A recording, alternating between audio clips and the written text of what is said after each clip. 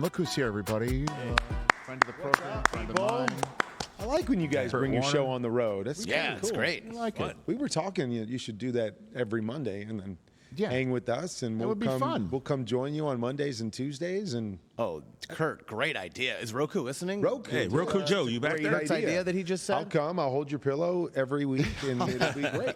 I'll hold your pillow. We have to call Roku Charlie. Was that the original title of Melissa Etheridge's "Come Through My Window"? Come hold my pillow. Yeah, I think that's what it was. And then she's just like, no. It doesn't work good. A lot of people saw the video of us arriving at Arrowhead yesterday as the Westwood One group. Yeah. And had an issue with your seating in the in the vehicle. they did. That you're a Hall of Famer. You know, we were just In the sliding back. into the stadium like there was, nothing was going to happen in that last. No, but everybody thought I should have been there, and the Hall of Famer should have been sitting shotgun. That was my just problem, where I was Kurt. sitting. I thought people were making it fun. I didn't have my seatbelt on at that point. So. I figured Kurt. No, that's not it. We were. Hey, It's your position. You called it on your show. You were here before me, so you called it. That's the only unfair part, that you were already here. I wasn't here yet, but because you kind of. But I did. You both got to be in the same area when you call shotgun. Isn't that right, guys? I say right. you You can't just do it on your own, You right? have to see the vehicle. See the Well, car, a but second. you're all together. I also, in a rarity, Yeah. beat you to the car. I was there before you. That's Normally, true. That's you're the one already in the car, Yes. There texting you me go. saying, "Where are you?" Where are you? Right. That's true. Because You did. I You knew did get there. you're on time. You are on time, It's like Kurt on- literally to the dot. Tom Coughlin time? To the dot. No, to the dot of the actual so time. yeah, like if he called it once I walked out of the hotel, like once you get outside, you can call shotgun. But Yeah. I heard you called it like 4 hours before. Yes, I I got here called on the it 4 show hours before. yesterday. Yeah. And felt like that was going to hold up. But So in advance, it was your first time with us, so that's okay. I'll give you the front seat. So in the next time that we do this, I'm calling shotgun now. No. We have to be in the city, walking out of the hotel. To the same car. Right. And so whoever, and the other person's got to be there. Yes. You can't just walk out on your own Right. 40 minutes early and go shotgun. Shotgun. We both got to be there and say shotgun. Right? It's shotgun. Who calls? Right. Like you did with your brother. Shotgun. As soon as we get outside the door. 1, 2, 3, I not got it. Yeah. Kurt Warner is here, everybody. I'm on the Rich Eisen Show radio network, sitting at the Rich Eisen Show desk, furnished by Granger with supplies and solutions for every industry. Granger has the right product for you. Call clickgranger.com or just stop by. Okay, Kurt Warner, your takeaways from the Thursday night kickoff you called on Westwood One Radio is, what are your takeaways? Yeah. I mean, takeaways, still have questions about the Ravens. I didn't think they played very well. What questions are there? Really on both sides, but I didn't think they played very well on offense. We talked a little bit about it on the broadcast last night, was the meshing between Derrick Henry and Lamar Jackson. Lamar Jackson being a shotgun quarterback, Derrick Henry being more of a downhill I-type back. They tried to mix it and match it a little bit. With the pistol? With the pistol, and then there was a couple times on the touchdown run. Obviously, they were under center. But I'm just interested to see that mesh, because I don't think Derrick's nearly as good when he has to start lateral and then get the big body going downhill. I used to say this about Adrian Peterson. He was the same way. He was a downhill back. He was so good. And then later on in his career, they tried to get him more into that shotgun zone read stuff, and he's just not quite the same back. So I'm interested to see that mesh first and foremost, because we obviously believe adding Derrick Henry to Lamar Jackson could be dynamic. The pass game in year two, I didn't like what I saw last night. I thought Lamar was much more looking to run than playing the pass game. And again, not that I don't like that, because obviously he's dynamic running the football, but I do believe you've got to let the pass plays play out and make the plays that are in front of you. And I felt like last night he was very impatient in the pocket and was looking to run as opposed to looking to throw and let the scheme work for him. And so another thing that I want to see, because there was a lot of talk, lost the weight. And last year there was that narrative of he's got to become a drop back. And I understand all that. I want Lamar to be the best version of himself. But we've got to find a happy medium where he can play the position and look to throw and let those guys work for him, and then run when those opportunities present themselves. And I thought yesterday was more a complete opposite of what we saw in the conference championship game. Conference championship game was, I got to stay in the pocket, I got to throw it, I got to throw it, I got to throw it, where it was like just take off and be Lamar. And then yesterday I thought it was the opposite. So there's some concerns to me, through the broadcast. There was one point, a couple minutes to go in the third quarter, and only one catch by a wide receiver outside of Zay Flowers. They have to get more on the outside, in my opinion, if they're going to compete with the Chiefs and some of the other teams in the AFC. So I just wasn't as sold with what I saw from them. I didn't think the Chiefs played great, but I'm excited that they have Xavier Worthy and that speed, and Marquise Brown, like you said, when he gets healthy. I think that opens up the possibilities for that offense and Patrick Mahomes. And we got to see a glimpse of that last night. Thus, I'm more excited about what I saw from them opening night than I was from the Ravens. Before we linger on the Chiefs a little bit, back to what you just said about Lamar. So from your perspective, sitting there, watching the game last night, did you see moments where you thought he packed it in too soon, that there was something intermediate, if not deep, that was developing and that would have worked? Did you see that last night? When I was watching the game last night, I didn't necessarily see the things that were playing out behind him, but I saw the impatience of Lamar. I've actually gone back and watched the first half of the game, and there were a few opportunities that I think were coming open or possibly could have been there had he been patient. But it was more the feel that I felt like he was dropping back and looking to run, as opposed to really, letting those things play out in front of him. And so there was just an impatience there that I felt watching the game. It showed up again when I watched the first half of the tape. And that, again, there just has to be a balance between the two. Right? He runs for over 100 yards, so you know how dynamic he is. It's just hard to live and win games against good teams in that mode when there are things that are happening. There was one at the end of the first half where they have an opportunity for a touchdown to Likely on a little stop route. And as soon as Lamar got back, he went running up in the pocket and ended up throwing the ball away in that situation where could have been a touchdown in that situation, could have been a difference maker. So just something I want to see play out as the narrative. We had the narrative last year of what they needed to become offensively and what Lamar needed to be. The changes this year, and just seeing kind of the opposite of the way he played. I'm just interested to see how this settles in and this offense looks down the stretch. Kurt Warner here on the Rich Eisen Show. So your takeaway on the Chiefs, I started the show by saying they absolutely can three-peat. There's no question about it, right? I mean, obviously anything can happen. Injuries can happen. Right. We don't know who the other hot teams in the conference may be. The fixes that you think the Ravens need to make, they actually make them. Yeah. We don't know. But the bottom line is just seeing them on the hoof last night. There's no question they could three-peat this year. Well, right? It always starts with 15. And as long as you have him and him making plays in those key moments, which, again, we saw last night, gives you a chance. Chris Jones, I thought, was dominant again. I mean, doing what he does, which is a key part of their defense. He's a first ballot Hall of Famer, don't you think? He is, yeah. I mean, you watch him play,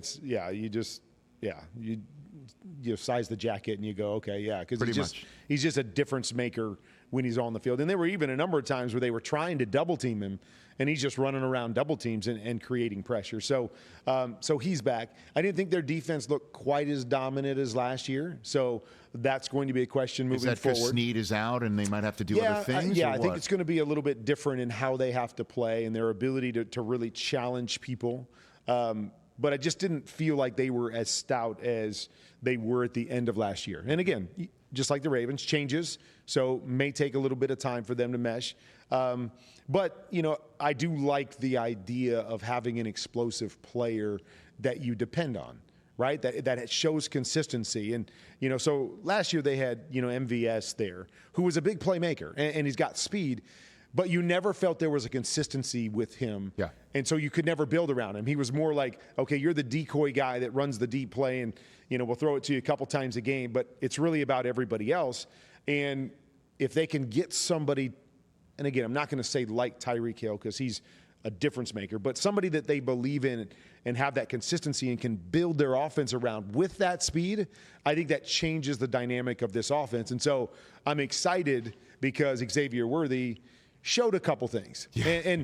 But again, you looked at the game and they didn't necessarily play drastically different than they played last year. It was a lot of the short dink and dunk, quick throws, which I think will develop. But it's about that confidence. If Andy Reid and Patrick Mahomes can develop confidence in one of those guys with speed, it will change the way that they play football and call plays. And that's what excites me, because you saw glimpses of that last night. So identify the AFC team that you think could stand in their way.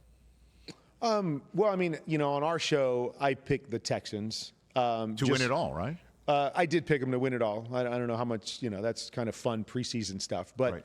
but I like what they did. I think they got better as a team. And obviously we're a team that with young guys were in the division playoffs last year. So I like them. And they've got a quarterback. They've got pieces around him. I know so you really like him a lot. I Right? do. I really like him. What about C.J. Stroud really causes you to say that, Kurt? I'm just a guy that loves when you see a quarterback that has the ability to process information quickly, get it to the right guy, and then his technique, which is another thing that I love, because technique leads you as a quarterback. And it doesn't matter who you have. Patrick Mahomes, Lamar Jackson, those are guys that sometimes their technique can get away from them and cost them plays, even though they make a lot of plays. He is so sound fundamentally, on top of his ability to process as a rookie. It's just fun for me to watch that kind of stuff, because I believe that always gives you a chance as a team. If your guy can process and make the right decision, and he's going to be accurate because his technique is solid, they're going to be a good team, and they're going to have a chance, and now you put weapons around them. So I do think they're going to be good. Your Jets, I really think the Jets, and I know the caveat is, do they stay healthy, because they've got older quarterbacks, some older guys on the offensive line. But with that defense and Aaron Rodgers giving us a semblance of Aaron Rodgers, they're going to be a good team. They're going to be a tough team to beat if they have some semblance of an offense with that defense. I like them. I'm excited to see, if Joe Burrow is healthy, that team, as always. So those are three teams. Again, the Ravens, pushed them to the limit last night. To the toenail. So they're going to be around as well. So I think there's a number of teams on that side. I want to see a little bit more from Miami. I want to see if Jacksonville can take a step, and specifically Trevor can take a step to move to that area where you trust him in those big moments. I think they'll both be good teams. So I think there's a number of teams that will be tough outs in the AFC, but those are the teams, because of their quarterbacks, that I say they're going to have a chance. And again, QB Confidential, your YouTube channel, is a home for all of your analysis on all your game film watching and all your keen Hall of Fame insight. Everybody should give that YouTube channel a subscription. And in terms of that, give me your QB Confidential crystal ball on Russell Wilson for 2024. Just a season. Yeah, Yes, I mean, sir. I thought you were like, is he going to play on Sunday? We already got those issues there. Here's the thing. I actually broke down Russell on QB Confidential last week, just kind of preparing for the season. And I just believe Russell Wilson has become a completely different quarterback than he was in Seattle. In Seattle, he played confidently. Their offense was built around push the ball down the field, like make the big play or create. That was what they were. And that was Russell Wilson at his best. When he went to Denver, and I think this was twofold. I don't think it was just when he went to Denver, Denver tried to make him into a different quarterback. I truly believe Russell Wilson went to Denver saying, I want to show the league I can be a pocket passer. I don't have to be this creative guy, especially as I get older, that I can be a starting quarterback by playing the position in the pocket. And it just hasn't worked out. His ability to see and process information, from what I see, just isn't there right now. And so what he's become over the last couple years is, I'm going to peek at my first read, and if it doesn't show itself really quickly, I'm going to look for a check down. And it's become small ball as opposed to big play football, which is what made Russell Wilson dangerous Russell Wilson. That you were afraid of playing him because he was going to threaten you with his arm down the field, or he was going to buy time and create and make big plays, and that's what made him a difference maker. And I just haven't seen that since he made the move to Denver, and it showed up again in preseason where it was like, peek real quick, and then where's my check down? Where's my quick completion? And it's almost as if you're playing for and I hate to say it, like playing for stats. You're playing for, I'm not going to turn the ball over because I'm going to be safe with the football, and I'm going to get completions, so it looks really good. Like his stats last year looked really good for Denver. 20-some touchdowns, less than 10 interceptions. That looks like a really good season.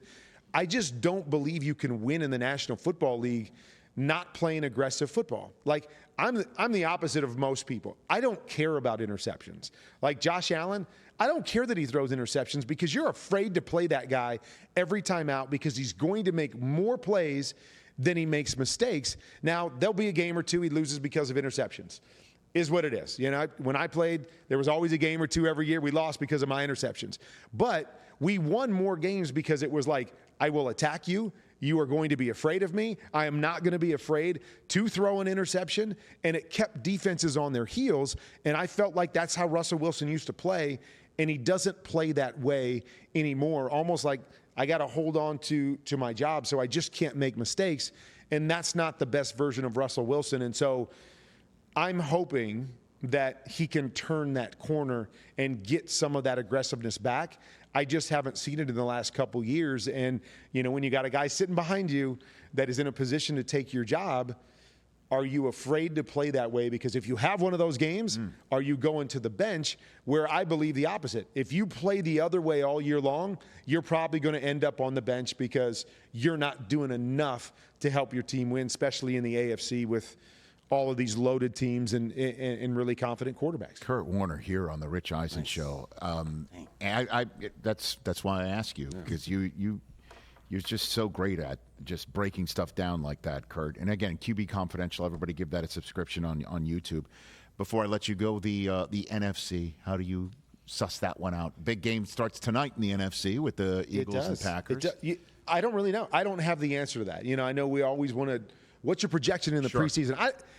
That's why I hate preseason stuff, because we haven't seen anybody play. We don't know who anybody's going to be. By the way, I thought of you last week during College Game Day when Nick Saban was asked that they were picking games at the end. Yeah.